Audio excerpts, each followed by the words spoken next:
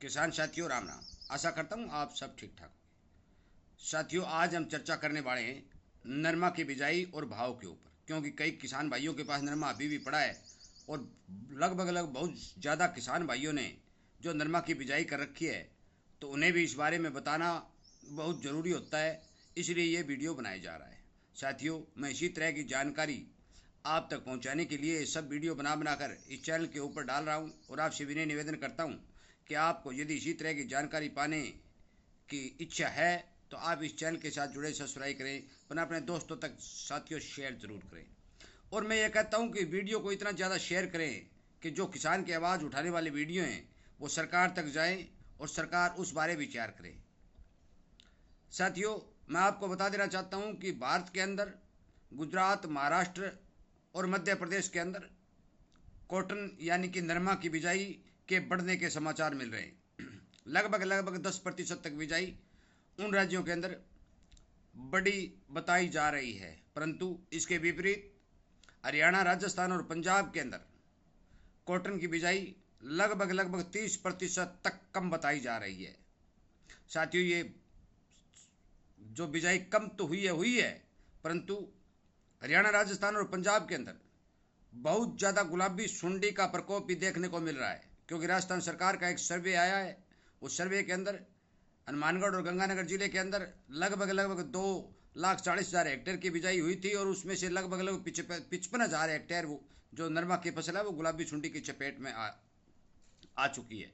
साथियों, मैं आपको बता देना चाहता हूँ कि यदि गुलाबी सुंडी का प्रकोप बढ़ता है तो किसान को नुकसान तो होगा ही होगा, परंतु नरमा की क्वालिटी ही घटेगी, जिससे किसान को वजन के अंदर भी मार पड़ेगी। इसलिए आपको सावधान और सचेत रहना है कि आपके खेत की गुलाबी सुंडी को रोकने के लिए जितने भी मैंने इस चैनल के ऊपर वीडियो बनाए, जोर देकर कहा है, उन वीडियो को सुने, सर्च करके सुने और उन पर विचार करें, उनमें बताए गए कामों को करें, ताकि आपको नुकसान से फसल बचाई जा सके। अब साथियों, हम करते हैं बात भाव की। ये एक पेचीदा पेच है, आप गौर करके सुनिए, आपको पता चलेगा। पूरा सुनिए, तभी तो मैंने कहा भी आप इस वीडियो को ज़्यादा से ज़्यादा शेयर करिए। साथियों, अंतर्राष्ट्रीय बाजार के अंदर आपको मैंने पिछले वीडियो में भी बताया था कि अंतर्राष्ट्रीय बाजार के अंदर रुई की किल्लत है, कमी है, जिसमें कोई शक और दो राय नहीं है। और अंतर्राष्ट्रीय बाजार के अंदर कॉटन के भाव 71 cent, 72 cent, 70 cent, 71 cent, 72 cent, 70 cent चल रहे हैं। क्यों चल रहे हैं? इस तरह के भाव चलना और रुई के भाव में उछाल न आना, इसका सबसे बड़ा कारण, 2-3 कारण सामने निकल के आ रहे हैं। सबसे बड़ा कारण तो ये निकल के आ रहा है कि कोई भी देश, जितने भी देशों के पास रुई का स्टॉक है, उन्होंने अपना स्टॉक घटाना शुरू कर दिया है। कमी थी और कमी के चलते यदि वो अपना बरकरार स्टॉक जो और पिछले वर्षों में रखते हैं उतना स्टॉक यदि रखते तो रुई की भरपूर कमी आती है, उनके भाव बढ़ते। परंतु हर देश ने रुई का स्टॉक अपना घटाना शुरू कर दिया है, जिसके कारण जो ही रुई के भाव उठने लगते हैं, वो अपनी खरीदी हुई, सरकारें जो रुई खरीदती हैं वो अपनी रुई को बाजार में उतार देती हैं और बाजार की मांग को पूरा करती हैं। जिस तरह मैंने पहले भी कहा था कि भारत की जो आईसीआईसीआई ने कॉटन खरीदी थी, वो कॉटन भी काफ़ी मात्रा में लगातार बाजार में सरकार बेच रही है। दूसरी एक बात और कि एग्रीकल्चर सेक्टर के अंदर लगभग 2 साल से कोई भी नया आदमी इंटर नहीं कर रहा है। और क्यों नहीं कर रहा है? क्योंकि एग्रीकल्चर की जितनी भी कमोडिटी है, एनसीडीएक्स पर चलने वाली हो चाहे बिना एनसीडीएक्स पर चलने वाली हो, सभी जिन्सों ने जिसने इसके अंदर कारोबार किया है उसको चपेट लगाई है, उसको झटका दिया है, उसको घाटा दिया है। साथियों, नया आदमी इसमें घुसने की कोशिश ही नहीं करता, क्योंकि पुराने जो इसमें कारोबार कर रहे हैं वो अपनी मनमर्जी के हिसाब से काम कर रहे हैं, और जो ही नया आदमी इसमें प्रवेश करने की कोशिश करता है तो उन्हें उसको नुकसान उठाना पड़ रहा है। मैं लगभग 2 साल से देख रहा हूँ और ये रिपोर्ट नहीं निकल के आ भी रही है। जिन जिन आदमियों से मेरी बात होती है उन आदमियों, वो आदमी मेरे को बता भी रहे कि जितनी भी एग्री कमोडिटी हैं, चाहे वो ग्वार हो, चाहे सरसों हो, चाहे चना हो, चाहे मूंग हो, चाहे मसूर हो, चाहे गेहूँ हो, चाहे नरमा, जो कुछ भी हो, उसके अंदर पहले जो प्लेयर काम करते थे वो क्या करते थे? खरीदारी करते थे, अपना स्टॉक करते थे, बगत के ऊपर जब तेजी बनती थी तो उसे बेच लेते थे। जितने भी पैसे वाले थे उसमें वो काम करते थे।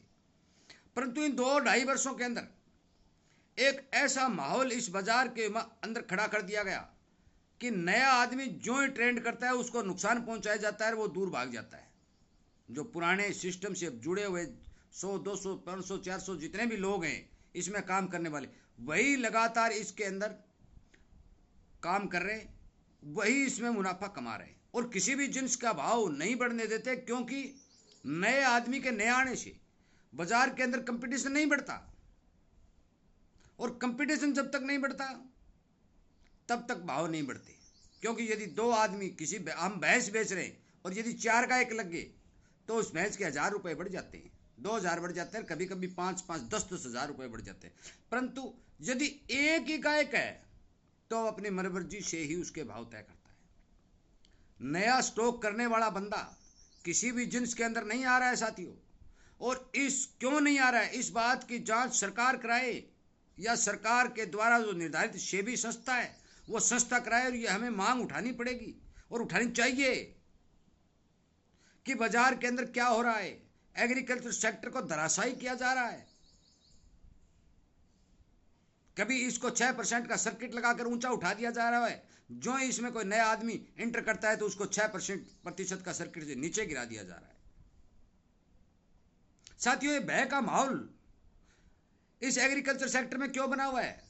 और इसके बावजूद आप एक विलंबना देखिए कि भारत की जनसंख्या 150 करोड़ के लगभग है। इतनी भारी डिमांड होने के बावजूद और इतनी भारी कमी होने के बावजूद जिनसों की, चाहे मूंग हो, चाहे मोठ हो, चाहे गेहूं हो, चाहे नरमा हो, चाहे सरसों, इतनी कमी होने के बावजूद सरकारें बाहर से सामान मंगा रही है और भाव नहीं उठ रहे हैं। ये एक बहुत बड़ी विडंबना है। आप ये कहते हैं ताऊ जी आप कह रहे थे तेजी आएगी, आई नहीं। अरे भाई, मुझे इस बात का कब पता था कि लोग मनमर्जी करेंगे, इसमें जाड़ बिछा लेंगे।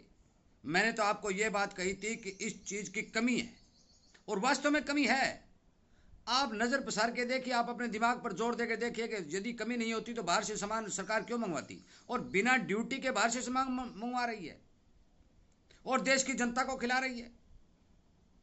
और किसान के माल को सस्ता खरीदा जा रहा है और आप अपने घर में चुप बैठे हैं, अपने खेत में काम कर रहे हैं, कोई किसी तरह की आवाज़ नहीं उठा रहा है। किसान साथियों, मैं आपको बार बार ये कहता हूँ कि ये चैनल आपके लिए बनाया गया है, आपकी आवाज़ उठाने के लिए बनाया गया है। इस तरह की आवाज़ सरकार तक पहुँचानी बेहद जरूरी है, सेबी तक पहुँचानी बहुत ज़रूरी है कि एग्रीकल्चर सेक्टर के अंदर भारत की 70% जनसंख्या काम करती है। डायरेक्ट और इनडायरेक्ट रूप से लगभग 70% जनता इस एग्रीकल्चर सेक्टर के साथ जुड़ी हुई है। इस एग्रीकल्चर सेक्टर को बचाने के लिए, किसान को बचाने के लिए, किसान को भाव अच्छा देने के लिए बाजार के ऊपर नजर रखनी जरूरी है। यह सरकार का धर्म और फर्ज बनता है। सरकार ने सेबी किस लिए बना रखी है? क्या सेबी पंखों की पूंछ लेने के लिए बना रखी है? एसी में बिठाए रखने के लिए बना रखी है? सेबी का काम है कि देश के अंदर किस बाजार में क्या घपला हो रहा है, क्या स्टॉक हो रहा है, क्या नहीं हो रहा है, कहाँ से क्या आ रहा है, इस बात की जांच करना और उस पर ध्यान रखना उस संस्था का काम है। साथियों, मैं अभी आपसे विनय निवेदन करता हूं कि बजट पेश होने वाला है। आप अपनी ज़्यादा से ज़्यादा आवाज़ उठाइए और सरकार तक पहुंचाइए कि हो सकता है बजट के अंदर कुछ ड्यूटियां बढ़ाई जाएं, कुछ जिन्सों का निर्यात किया जाए ताकि किसान को कुछ ठीक भाव मिले। हम बात कर रहे थे कॉटन की। यदि कॉटन के अंदर इसी तरह अंतर्राष्ट्रीय बाजार में स्टॉक घटता रहा तो जो मैंने बताई थी 10, 11, 12 हज़ार वाली तेजी मुझे नहीं लगती। परंतु यदि किसी देश ने अपना स्टॉक बरकरार रखा और बाजार में उतारना बंद कर दिया तो फिर इस तेजी को कोई रोक नहीं सकता, क्योंकि डिमांड बराबर बनी हुई है। बांग्लादेश और वियतनाम जैसे देश बाहर से कॉटन खरीद रहे हैं और बाजार के अंदर किसान के पास माल न होने के कारण बाजार के अंदर रुई नहीं, नरमा नहीं है। कोई 5-4 हज़ार गांठ प्रतिदिन जा रही है, नरमा नहीं है, सप्लाई बंद हो चुकी है, लाइन खाली होने पर है। परंतु सरकारें यदि अपना माल बेचती रहेंगी तो फिर उन जिन जिन्नरों को रुई की जरूरत होगी वो जिन्नर अपनी रुई लेकर अपना काम चलाते रहेंगे, फिर किसान को भाव नहीं देगा कोई। अगला नया सीजन आ जाएगा, उन सबको सब पता है। आप अपने घर पर बैठे रहिए, आपको पता नहीं होता, परंतु बम्बे, कलकत्ता, बम्बे, मद्रास आदि बैठा हुआ एक व्यापारी, उसको एक एक बात का पता होता है। आपकी एक एक दाने पर उसकी नज़र होती है और ये पता होता है कि कहाँ क्या हो रहा है। साथियों, मैं आपको बता देना चाहता हूँ कि यदि सरकार ने इस बारे कोई कदम नहीं उठाया तो ये एग्रीकल्चर मार्केट धराशायी होते समय नहीं लगेगा।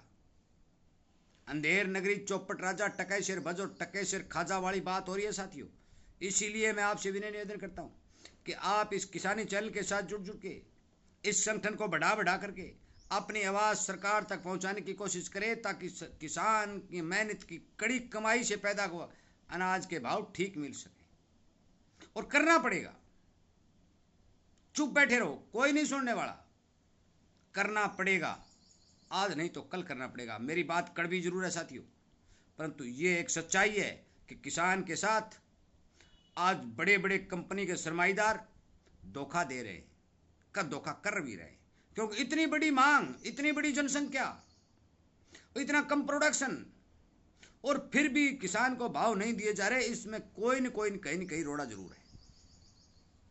साथियों, मेरी बात पर विचार करें, गौर करें। वीडियो लंबा होता जा रहा है, इसलिए मैंने मोटी मोटी बात इस वीडियो के माध्यम से आप तक पहुंचाने की कोशिश की है। आपसे विनय निवेदन करता हूं कि आप इस चैनल के साथ जुड़े, संगठन करें को बढ़ाएं और ज़्यादा से ज़्यादा शेयर करके बजट पेश करने से पहले सरकार तक पहुंचाएं, ताकि सरकार इस बारे में कोई संज्ञान ले सके, सेबी कोई संज्ञान ले सके। वीडियो सुनने के लिए, चैनल के साथ जुड़ने के लिए, लाइक और शेयर करने के लिए आपका बहुत बहुत धन्यवाद।